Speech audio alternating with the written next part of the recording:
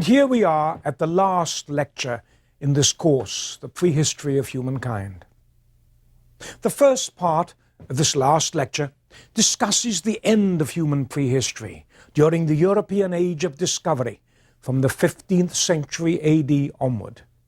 For in some parts of the world, prehistoric times ended in the 20th century.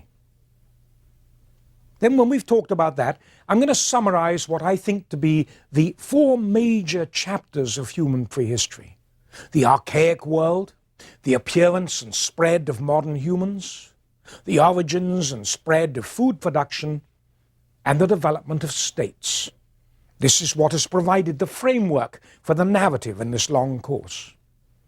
And then finally, I'm going to talk a bit about the importance of an understanding of human prehistory in today's world, the contribution that it makes to our comprehension of diversity among humanity, of the ways in which we are similar and different. The final chapter of human prehistory began with the European Age of Exploration, with the rounding of the Cape of Good Hope, which started in a series of voyages started in the 1530s by Prince Henry the Navigator of Portugal, who sent his caravels ever southward around Africa, around the Bulge, and then in 1488, Bartolomé Diaz rounded the Cape and the route to India was open. And of course, it continues with Christopher Columbus's journey to the Indies and the European discovery of the Americas.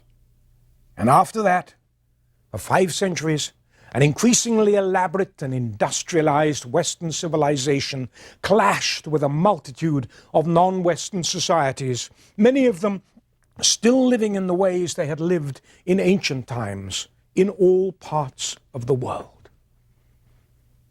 This clash of cultures, as it is sometimes called, has witnessed the inexorable destruction of hundreds of subsistence-level societies, hunters and gatherers, herders, farmers, and others.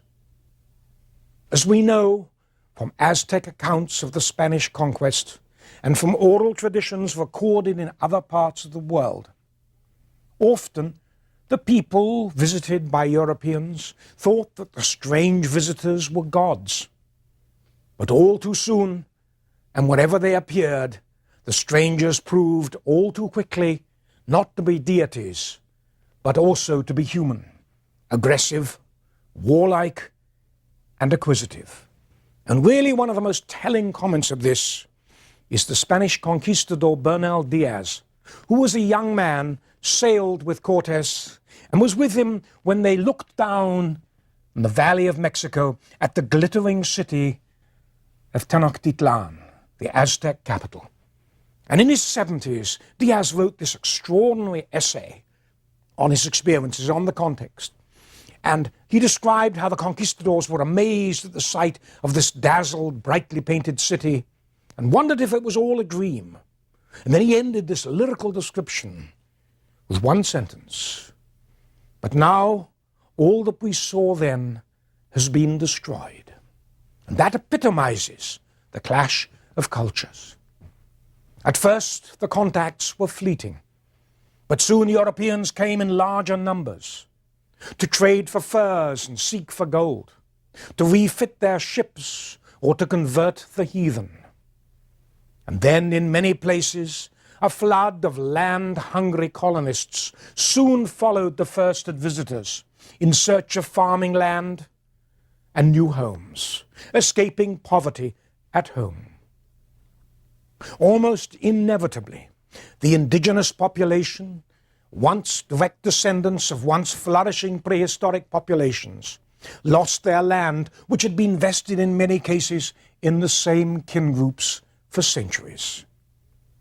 Within a few generations, they were either assimilated into the newcomers' society, where they almost always lived on the margins, or preserved a shadow of their former life on remote, marginal lands. The insatiable maw of industrial civilization, run not by human hands but by fossil fuels, completed the process of destruction. fostering unending demands for raw materials of all kinds.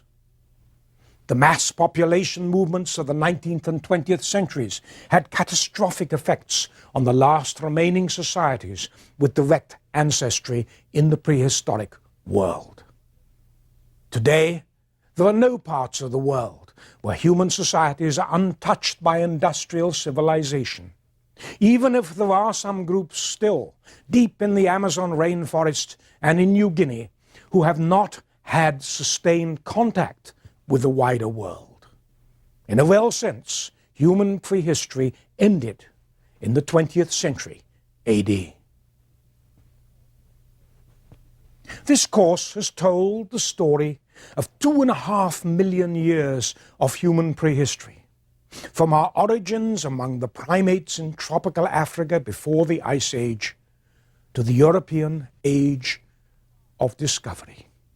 A vast stream of time, a huge palimpsest and panoply of human experience. It's hard to grip the complexity of this story. So, for convenience, we can think of it in 4 broad chapters, which, however, often overlap. And these, as I said, are the chapters into which I've divided this course. The first chapter is the longest, covering over 2.2 million years. It's the prehistory of the archaic world, of the first humans, of humans different from ourselves. It began with human origins over 2.5 million years ago, and with the appearance of the first tool-making hominids in sub-Saharan Africa. And as Charles Darwin forecast back in the 19th century, Africa is the cradle of mankind. It continued with the evolution of Homo erectus, with the dispersal of archaic humans out of Africa into Asia, and with the development of fire, when we don't quite know, but perhaps as early as 2 million years ago. Over the next 1.5 million years, humanity evolved slowly in many parts of the old world. These developments culminated in the appearance of archaic Homo sapiens in Asia and of the Neanderthals in Europe about 100 to 150,000 years ago. Then we come to the second chapter, ourselves. The appearance of anatomically modern humans in sub-Saharan Africa between 200,000 and 150,000 years ago. The nature of this appearance and how it happened remains one of the great controversies in human prehistory. After discussing the various controversies, I concluded that an African origin was most likely. And from there, we traced the spread of Homo sapiens sapiens across the Sahara Desert and into southwestern Asia. And we raised one of the question of questions, which is the moment, the exact moment, when humanity acquired the full cognitive abilities and potential that we have today. Perhaps it was around 45,000 to 50,000 years ago, because it was then that modern humans spread into Europe, the Cro Magnons. And then rapidly, during the late Ice Age, we spread to all parts of the Old World except the offshore Pacific islands. And we'd done this by the end of the Ice Age, some 15,000 years ago. And then, at some still unknown date, and this again is a major controversy in our knowledge of prehistory, small numbers of modern humans spread into the Americas as well. This is a much shorter chapter than the first chapter. It's marked by a tremendous elaboration of human society. Also by the appearance of first art. It began with the appearance of the first humans about 200,000 years ago. The art appears about 30,000 years, maybe a little before, and the chapter ends at the end of the Ice Age, about 15,000 years ago. And then, about 12,000 years before present, chapter 3 begins. Now this was a defining chapter in human history. The moment when hunter-gatherers in Southwest Asia, and perhaps elsewhere, turned from foraging and hunting to cereal cultivation and animal herding. As I told you in the course, food production also began in other areas like East Asia. It appears to have begun later, but it may have begun at about the same time, and then it also began in the Americas. The new economy spread rapidly in the Old World within a few thousand years. Maize cultivation began in Central America at least 5,000 years ago. The exact date is uncertain. It may be a little earlier and maybe a little later. And here, as in the Old World, the importance of food production lies not so much in its invention as in its consequences.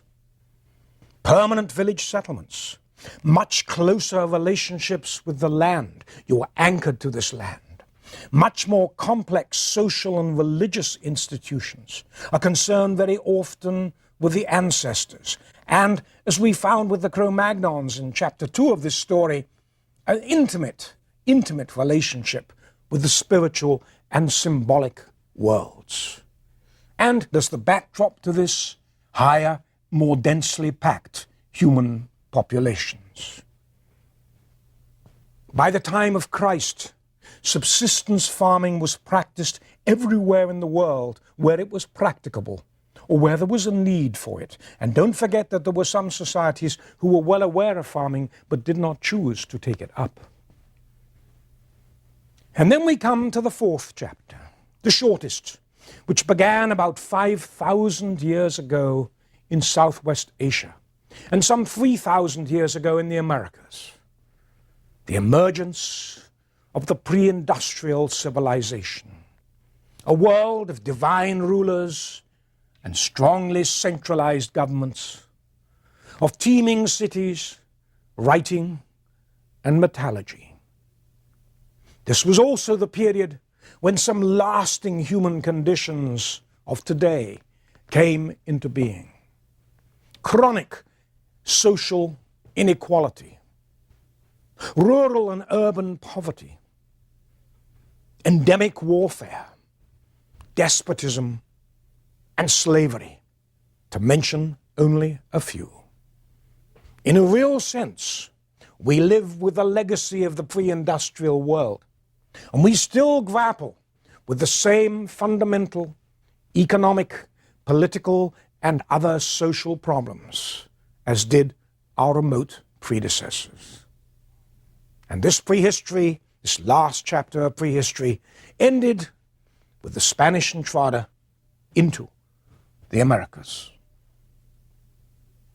4 chapters, 2.5 million years of time. This sheer length and diversity of history means that prehistory is no intellectual curiosity to be studied by archaeologists alone, or merely to be the subject of museum displays of spectacular artifacts. All too often, it's been ignored. It's been considered as a sort of sideline or irrelevant backdrop to the history of more recent times. This, of course, is sheer nonsense. The story of humanity before writing is vital. Its engaging importance is to all of us. You see, human prehistory is the story not of the Americans, or the British, or the French, or the South Africans, or the Polynesian Islanders. It is the story of humanity as a whole, wherever we live and however we live. Until recently, it's really not been possible to tell this story, because archaeological investigations are still in their infancy in many parts of the world. And until the late 1950s, we lacked dating methods which enabled us to date not only when things happened, but how fast they happened and when they happened in different, widely separated parts of the world. But today, we can no longer ignore prehistory as part of our history. We have at our fingertips a compelling chronicle, not only of our ultimate origins among the apes, but, even more importantly, of the remarkable biological and cultural diversity of humankind. Prehistory reminds us not that we're different from one another, but that we are all so similar to one another. After all, we all come from a common African origin, perhaps as recently as 100,000 years ago. Prehistory is a celebration of human diversity. From the beginnings of our existence, humans have existed against a backdrop of constant climatic and environmental change. Some of these shifts endured for millennia, glacials and interglacials. Others, like the Younger Dryas, for a mere 1,000 years, still more for a century, like a drought cycle, and many others, like El Niños, even for a few months or even weeks. There's a lesson in this, because the chronicle of prehistory shows us just how vulnerable we are to the sudden twists and turns of global climate, to drought and flood, to natural disasters like earthquake and fire. And there is one thing that's very clear, that many of society's earlier, less complex cultures were far less vulnerable to natural disaster than we are, simply because they could move. Prehistory is a lesson in increasingly environmental vulnerability through time, a vulnerability to the forces of nature even more acute today, when we have anthropogenic global warming, chronic overbuilding of coastal plains, and many more people on Earth than ever before.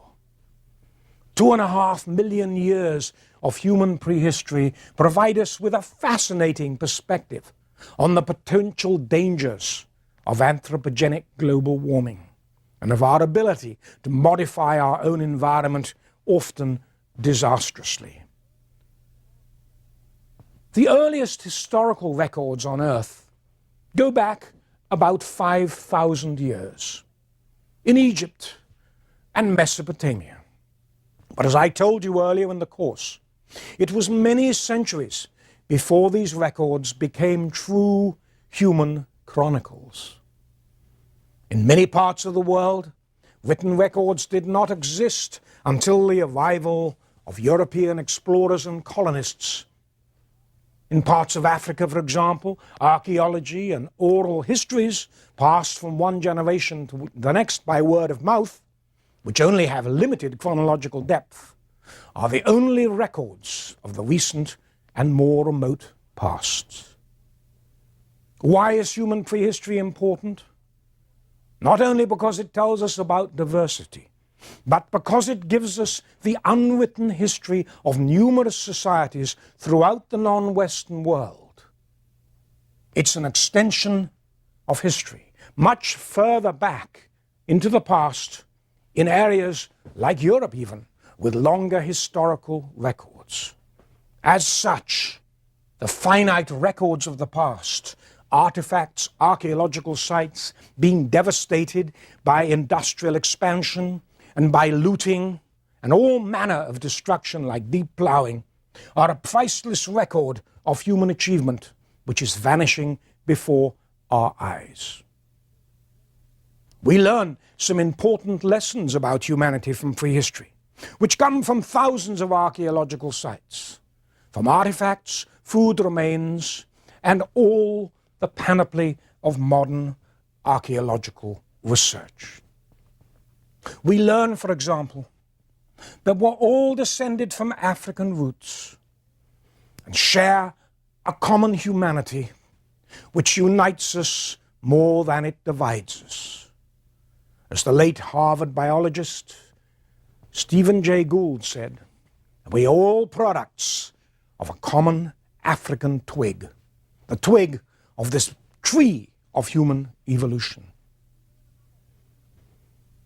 We learn another lesson too. There are numerous solutions to living successfully in the world.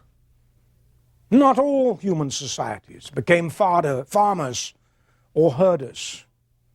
By no means all farming chiefdoms, for example, developed greater and greater elaboration and became fully fledged urban civilizations. Civilization, we learn, was not necessarily a panacea to the evils of an increasingly crowded world, a solution to food shortages or protection against predatory neighbors. All too often, the pre-industrial civilizations functioned for the benefit of a few. But the greatest lesson we learn from prehistory is not a matter of artifacts and changing technologies, of villages and cities, or gold trades and mother goddesses. It is a story of human origins, of human people, human beings, of individuals, of small groups, of families, communities, and special interests, going about their daily business, being born, growing up, being educated, falling in love, becoming sick, making money, being happy, being unhappy, and eventually dying, living out their expectations and living out their ambitions in a world on the expectation that they would survive. We've learned from this course that this humanity, this decision-making, is an essential fabric of our past, and why it's so important for us to understand the lessons, not only of the recent, but of the more remote past, chronicled in these lectures. Archaeology has a reputation as a romantic subject, a subject of golden pharaohs and great pyramids, of vast cities and buried treasure. This is to a considerable degree a false image, because a great deal of archaeological research is extraordinarily dull, very slow-moving, and devastatingly unspectacular. Archaeology began in the 19th century as the province of travelers and adventurers.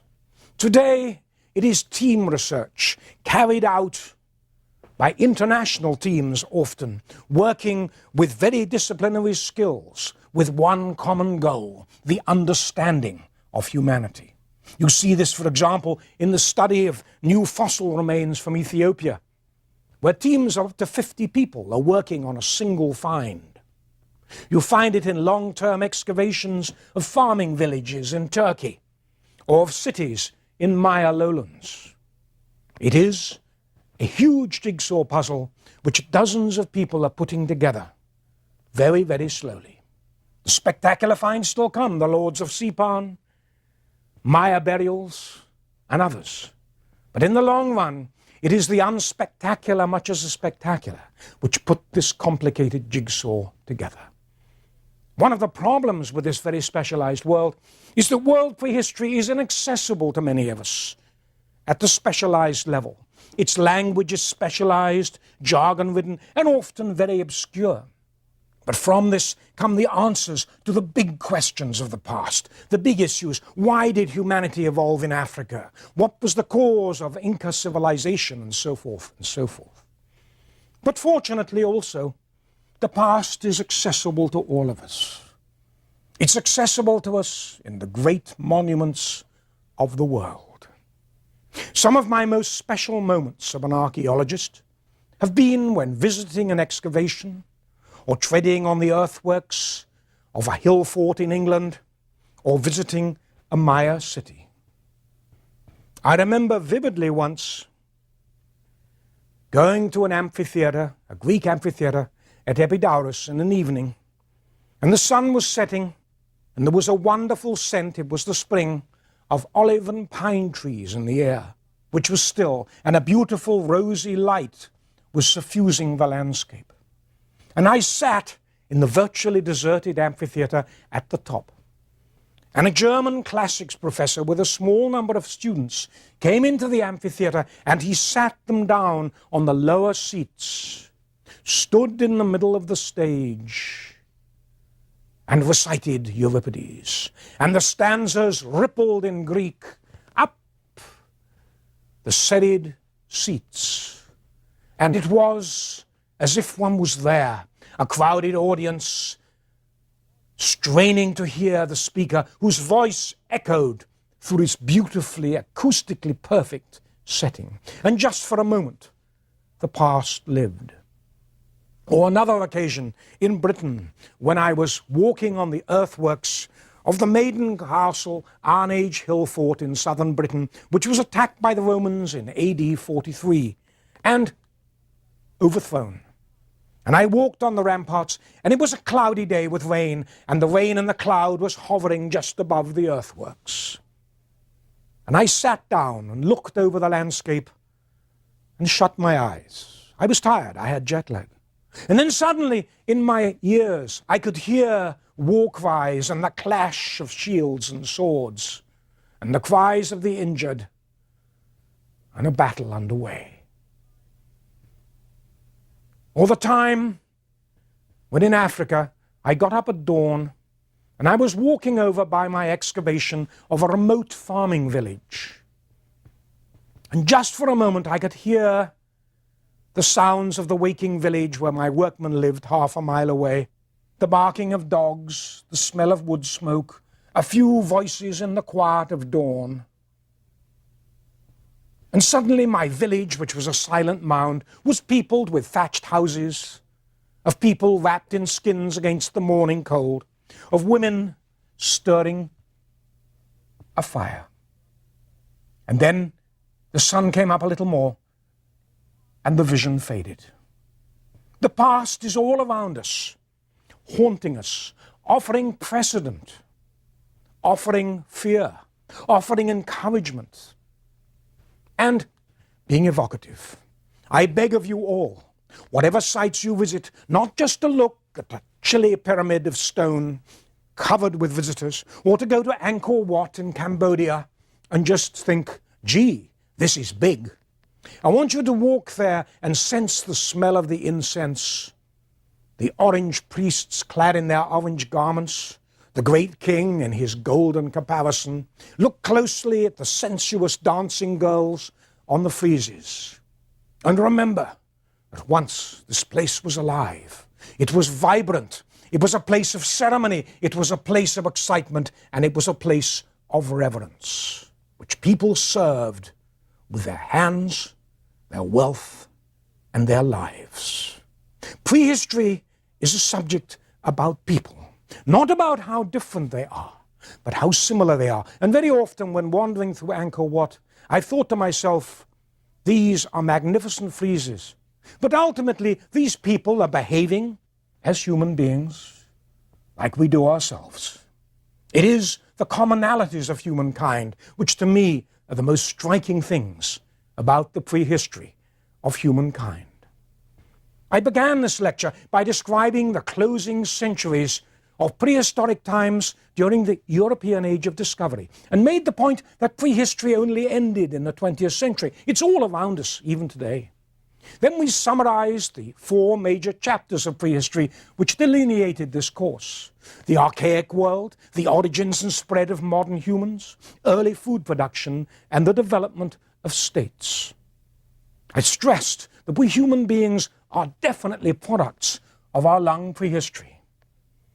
And then I discussed some of the reasons why prehistory is important to understand, both to comprehend our own diversity and to recover our own unwritten history. I also stressed that prehistory is not about sites and artifacts. It's about people making decisions. And it is something around us which can evoke and offer precedent and is exciting for us all because the monuments are there. The great 19th century German statesman Otto von Bismarck once remarked that humanity was afloat on a stream of time, and that our skill in navigating this stream was the critical factor in shaping history. This same stream of time ran strongly through prehistoric times, and we are because our ancestors navigated these turbulent waters with aplomb and skill. Farewell.